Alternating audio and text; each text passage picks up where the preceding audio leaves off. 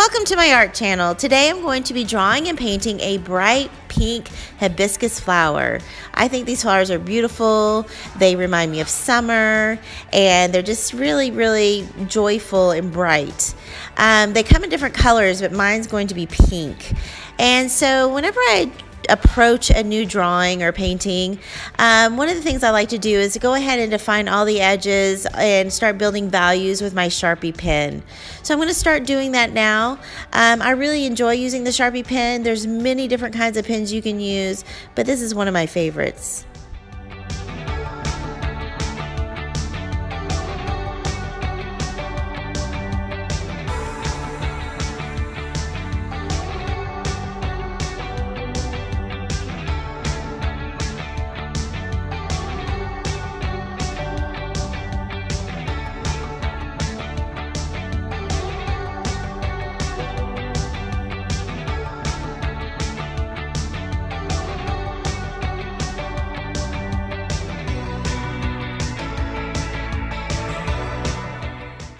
The sketchbook that I'm working in is a Canson Mixed Media 7 by 10 inch sketchbook. It's got 50 sheets in it, and the paper is 90-pound paper. I really enjoyed this sketchbook.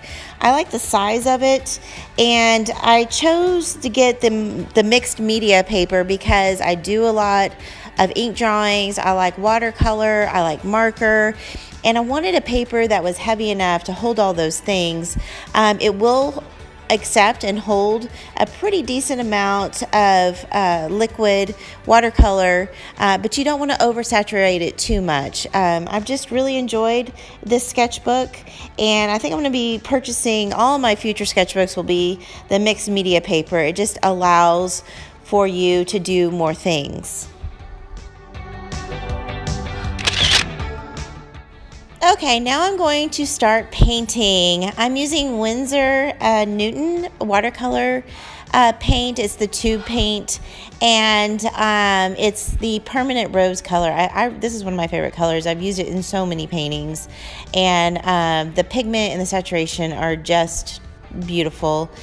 I'm starting out very light and watery, and as the layers dry, I will build up some darker values. When you're using watercolor, you have to be patient. You have to be okay with it not laying down exactly the way you planned, and just kind of go with the flow, which is what watercolor is meant to be. I'm going to be using a wet and wet method, which means that you paint with a little bit of water first and then you add the pigment on top. This allows the paint to kind of spread and flow in the space. So I'm just going to start building those layers.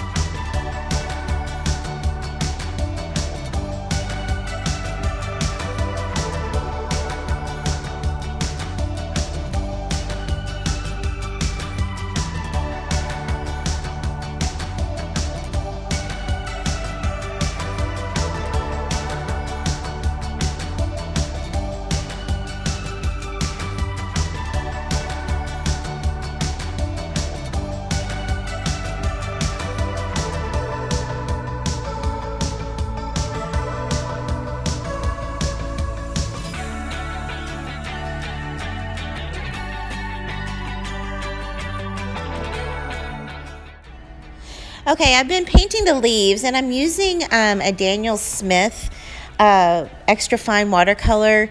It's the Cascade green. These watercolors are a really nice set of watercolors. The Daniel Smith I do enjoy. So I'm just going to start layering in those greens and adding darker values on the edges and darker values where shadows should be, and just kind of going back and forth as things dry and then adding another layer.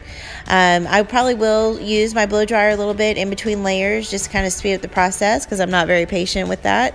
But we're just going to keep adding those greens on top of each other.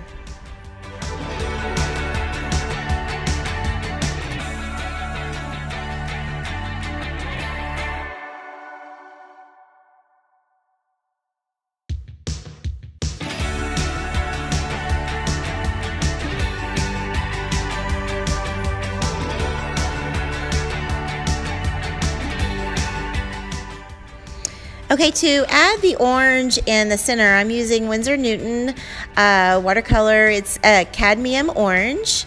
And just to add that little pop of color in the center, and I just use a small amount, but it's a very vibrant color, and I think it creates a nice focal point for this painting.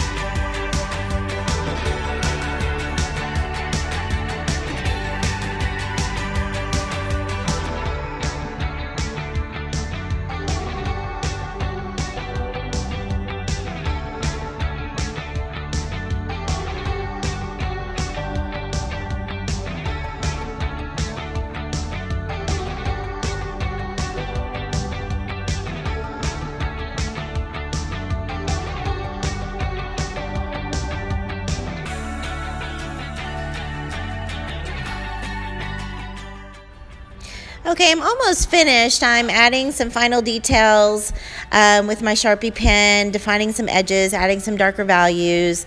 I'm just about finished. I hope that you enjoyed this video today.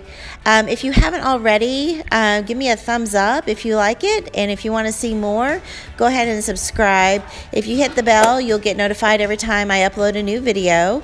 Today, I hope that you at least learned something or were inspired to make your own art. And as always, have a beautiful and creative day, and thank you for watching.